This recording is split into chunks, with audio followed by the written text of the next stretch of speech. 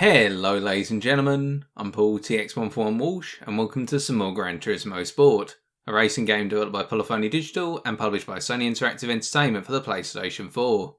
Focusing on the game's online mode, known as Sport Mode, in this episode I take a look at my performance in the 6th race of the second stage of the 2019 Manufacturer Series season, which was a Group 4 race held at the Brands Hatch GP circuit.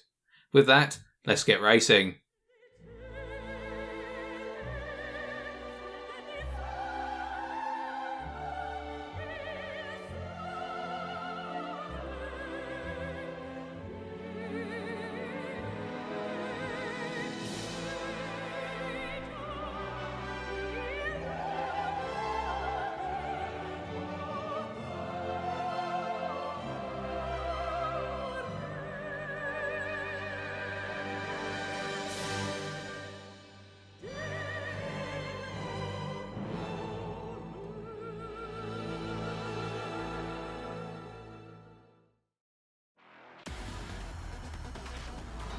Taking a look at the grid then, you'll see that I've put it on pole at 129.1.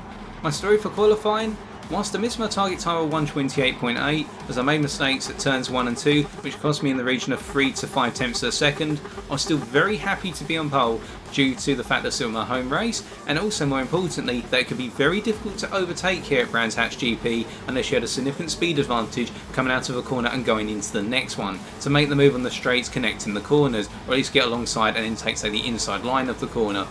So with this in mind and the fact that I knew the NSX would be quite powerful in terms of acceleration in second and third gear, the gears that dominated this circuit, I felt as though I could hold on to the lead and control the race pace over the 9-lap race. Now with regards to the race strategy, this was a sprint race, so no fuel saving was required, and that's why we're all revving our engines at the moment to try and burn off some excess fuel and lighten the cars, but tyre wear would be a major concern in the second half of the race distance. Now we had the option of the Racing Soft and the Racing Medium tyres. I decided to qualify on the Racing Soft because it'd be the faster tyre naturally, the grippier tyre but the less durable, but then run a combination of medium soft in the race due to the better balance of tyre wear, being mediums on the front and softs at the rear. And that way I found that when I went into the second half of the race distance, particularly lap 6 onwards, I wasn't struggling to maintain my position on track or really fighting to keep control of the car, but more so that I had to start falling off the race pace, but not a dramatic rate compared to an all soft setup, where I found that lap 6 onwards became a nightmare. Now coming down to the final half of the 20 car grid here, always being A driver rating drivers, what we're going to see at the start of the race is that I'm going to be focusing on what's happening behind me, because I know I've got very powerful cars behind me. A Porsche in second, which is rather similar to my own car in terms of performance, albeit it's better on its tyres, as I gather. And then in third place, a Brit and a Jaguar. Keep your eye on them because that Jaguar is very fast in the straight, and it's not too bad in cornering, but it can put a lot of wear through its tyres if not managed appropriately. Now we're about to get underway with the rolling start procedure as always. Home crowd going wild, of course. A Brit on pole, a Brit in third. Could a Brit bring home the win? We'll just have to wait and see at the end of the race distance as we get underway in 3, 2, 1. It's go, go, go. And so coming up to the first corner, Paddock Hill Bend, we're not going to be braking at the number 1 sign, instead we're going to be braking later because we're not approaching it as quickly, braking down from 4th gear to 3rd, just gradually easing through the corner at this point. The tyres are not warm at the moment so I can't push them too hard. Now coming up the hill towards Druids, turn number 2, we're going to get nice and tight on the apex, going a little bit wide but not too much to lose too much time, and we can see in our rear view mirror right now already there's fighting going on between 2nd and 3rd. That Jaguar has had a brilliant run through the first 2 corners and they're putting pressure on the Porsche in 2nd. Can they hold off either the Dutchman and the Porsche? We'll have to keep an eye on that as we come up into turn 4 here, Surtees corner, and we can see that the gap is starting to expand a little bit between ourselves and the Porsche, out to 1 second already, and this is the perfect scenario, and this is what I ideally wanted. For the guys behind to fight quite a bit now that we come into Pilgrim's Drop and heading up towards Hawthorne Hill and Hawthorne's corner turn 5, where the Jaguar would have the speed advantage going into this corner, and if they can keep on fighting for at least this first lap, then I'll be able to pull some distance and start to manage the race accordingly. But as we come into turn 6 here, unfortunately the Jaguar just about gets past the Porsche as they go down the inside going into the Westfield corner, and now this becomes a problem. As whilst you can see that fighting has brought me roughly a 2-second window between myself and the Jag in second, the Jaguar will be closing that distance rather rapidly, particularly on the straights, while them having the straight line speed advantage. Now whilst the straights at Brands Hatch are not that long, the long straight, being from turn 4 to 5, their speed advantage will become a factor, and on top of that, We'll just have to see how well we do in terms of our lap times compared to the Jaguar, because I get the feeling they're not waiting about. They want to win this race as much as I do, if not even more. And so I have to keep an eye on that fastest lap time, because once we set the fastest lap on lap number 1, it could all change by lap number 2.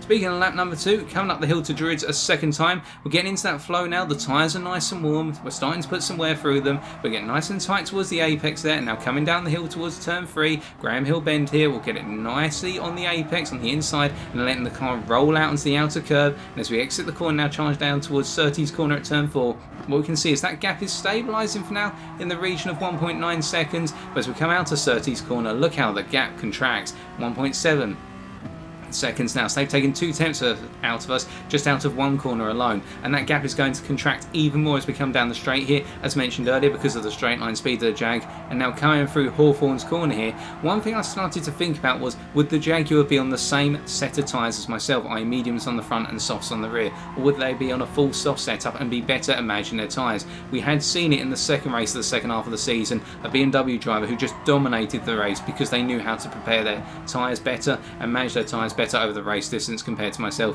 Would I be seeing a repeat of that here? Well, it looks as though at the moment it could be, as the Jaguar hasn't really closed up in this final sector. We're coming on to the final sector, and the third sector I should point out.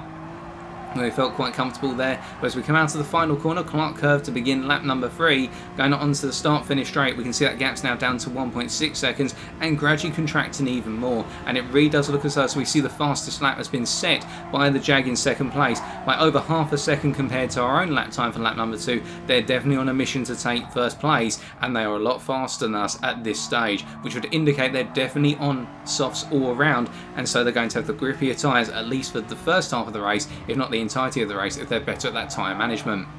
We get a little bit skewy coming out Graham Hill bend there. We took a little too much of the apex, causing the car to slide, but it hasn't cost us too much time, roughly 1/10 per second. But as we come through Surtees here, taking a rather gentle line through and missing the apex by quite a wide margin, we can see that the Jaguar did not miss the apex as much, and so that gap now has come down to less than a second. And what does that mean? They're in the slipstream zone of our NSX's rear, and they're going to be gaining even more on the straight up into Hawthorne's corner. And now we've got a key problem at hand, because unless that Jaguar makes a mistake, what with the lack of downforce being implied by our slipstream zone, if they can keep right on our 6, the pressure is only going to mount on us. Now coming up towards Sheen Curve at turn 7 here, one of the more dangerous corners I find with Brands Hatch GP, for the fact that if you get one wheel on the grass you're going off into the distance. We managed to keep it on the tarmac this time as we come through turn 8 Stirling's corner, now charge up towards Clearways and into Clark Curve for the third time to complete the lap. And we can see a lot of Jaguar in the rear view mirror, and it's at this point, ladies and gentlemen, as we go on to lap number 4, that we're going to be transitioning over to the replay camera very shortly, because there's going to be a lot of action as we go deeper and deeper into this race. You can already sense it's coming, and that Jaguar is pushing even harder. As they've brought the gap down to half a second, we switch over to the replay camera, and now we've got to keep an eye on what's happening. So what was going through my mind at this point? Well, what I was thinking to myself was, right, keep an eye on what the Jag's planning to do. They seem to be driving quite sensibly at the moment. They're not looking at a potential lunge. They're not looking at trying to force themselves down the side of my car. And so what I thought is, for lap number 4, they're not really going to make a move, despite the fact they're right on my backside, unless I'm really slow coming out of a corner, such as coming out of Surtees, which is where they're a lot stronger than myself. We're just going through Surtees now, turn 4. So what I thought is, they would be using this lap to potentially sight up where I'm strongest and weakest, and taking into account that I've got the strong low gear acceleration, whilst they've got the better straight line speed and good acceleration all round. And we can see Carpenter Hawthorne's corner here. They pulled over to the outer, to the inner line much earlier than myself as I went defensive, indicating they weren't going for a pass. And that was good on them, giving me a little bit of knowledge that I'm not going to be making the pass here. You can pull back onto the racing line.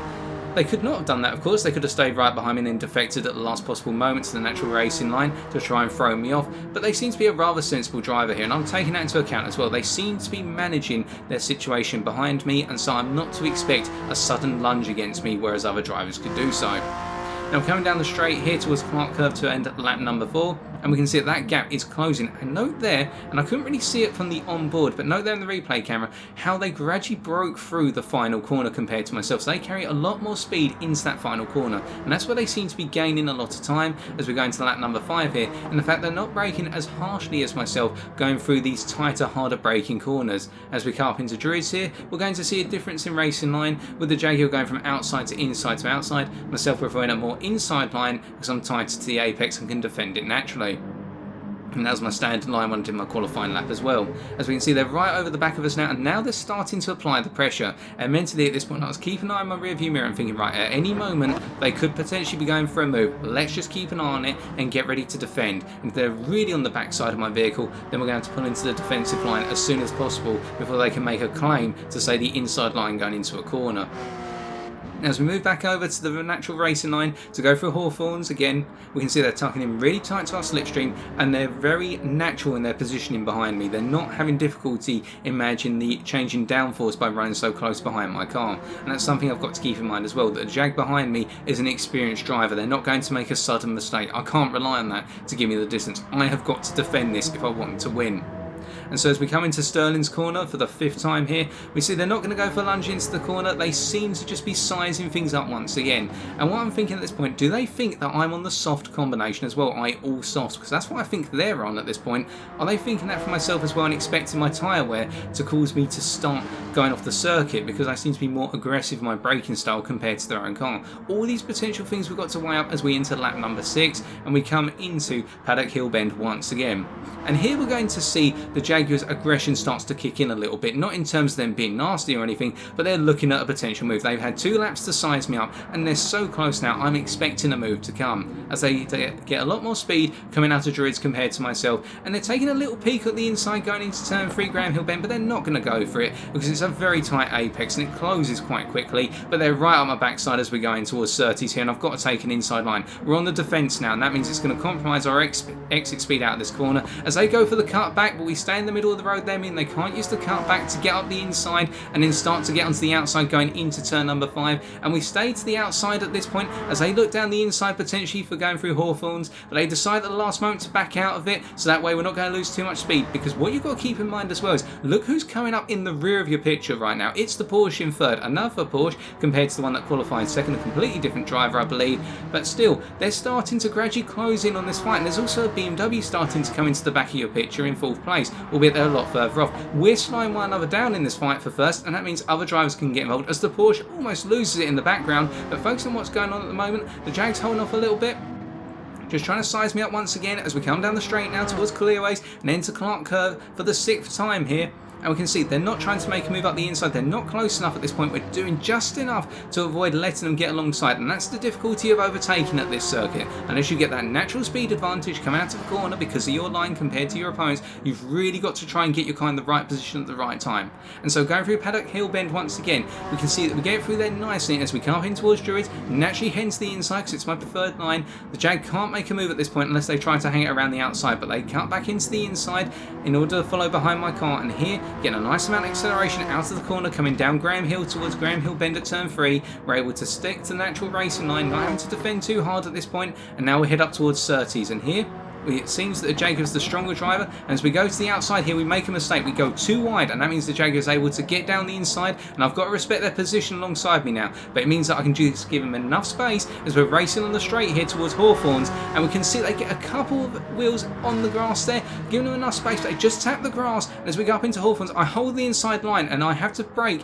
quite tight to the apex, but I'm able to hold them off and force them to fall back behind me as we now go out into turn 6 here, Westfield corner, and in the rear of your picture now you can see that the Porsche and the BMW coming up in 3rd and 4th are getting closer and closer to this fight. It's not going to be a 2-way fight for much longer. It's going to be a 4-way fight, and I've just got to hold on a little bit longer, and that's exactly what I was thinking at this point. Hold the Jag off a little bit longer, cause them the problem of having to defend 2nd against 3rd and 4th. If we just keep off of the full race pace by still being defensive, and again I'm being defensive here, the Jag's got a brilliant run coming up into the final corner and they go deep on the brakes, but because I've got the inside line I can get on the power sooner, and as a result I can hold the inside line as we now come up to the start finish straight once again, and they've got to stay on the outside if they want to try and make the move into Paddock Hill Bend, and in my mind that's quite a dangerous move there, and they decide to back out of it as I head out onto the outside and take the natural racing line through alongside my colleagues here. Now we charge up the hill towards Druids once again, heading over to the inside defending, and the Porsche and the the BMW are right on the back of the Jaguar now, and you can see how the tyre wear is starting to factor in as I go a little bit deep towards the corner at Druids, but I managed to get it synced up and the Jag's not able to make a move. And as we come through turn 3 here, our little convoy of 4 cars now is well in the fight for the victory, and I immediately go to the inside for Surtees corner because I'm expecting the Jag to make another move, and by going defensive here this slows the race down. It means that the Porsche can tuck in really close to the Jag. In fact, they actually go for a move here as well, and the BMW is getting into the thick of things. And on top of that, once we're all going down the hill now towards Hawthorns, we've got to consider, do we want to fight for it here, boys? We've got one more lap coming up at least. Do we really want to fight for it here? And everybody goes through safely, tucking into the slipstream behind my car. The BMW getting a triple toe, the Porsche getting a double toe, and the Jag just getting a single toe. They've all got the speed advantage, but I'm holding on for now. As we come through turn 6 Westfield, and now heading up towards Sheen Curve turn 7 here, we're going to get nicely through. It's not an overtaking opportunity here unless someone's really slow compared to everyone else. And as we come into turn 8 Sterling's corner here, we can see the BMW goes for a move on the Porsche, and unfortunately that compromises my ability to rely on those guys to put pressure on the Jag.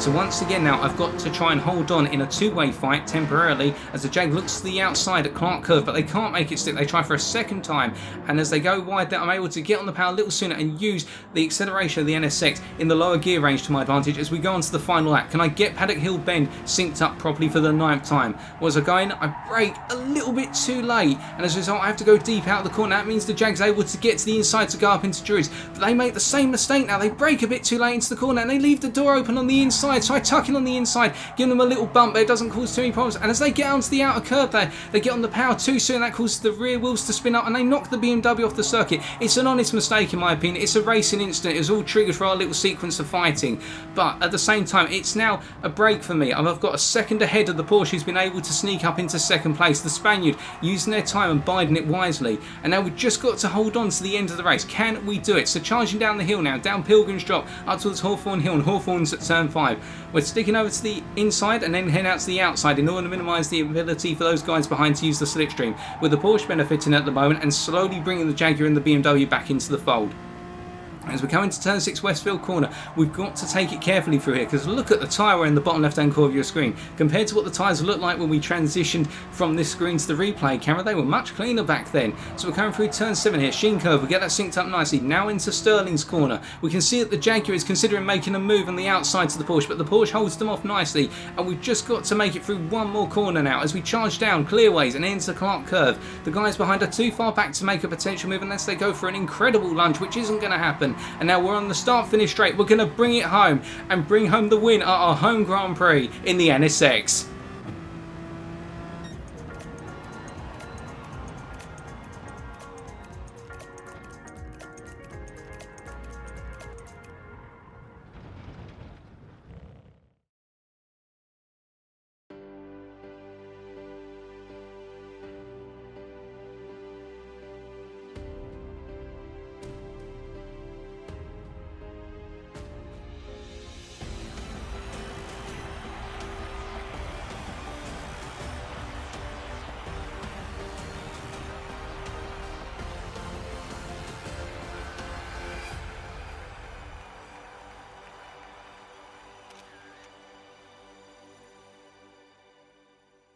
Well, if that race doesn't qualify as a tense one, I don't know what does.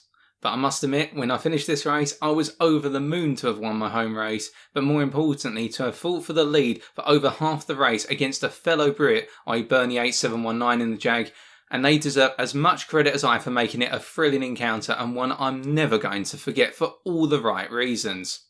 With that, however, we now need to move on to the 7th race of Stage 2 at the Sardinia Road Track A circuit on Wednesday the 28th of August 2019. And so, thank you for watching. If you did enjoy this video, be sure to leave a like, comment or subscribe for future episodes. As always, I've been TX141, and until next time, take care and drive safely.